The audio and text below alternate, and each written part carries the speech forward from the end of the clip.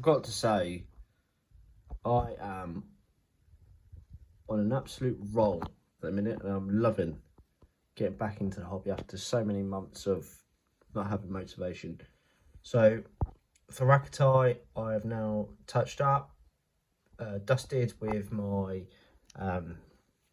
what is it, MIG pigments. This is what I've been using to do the dusting.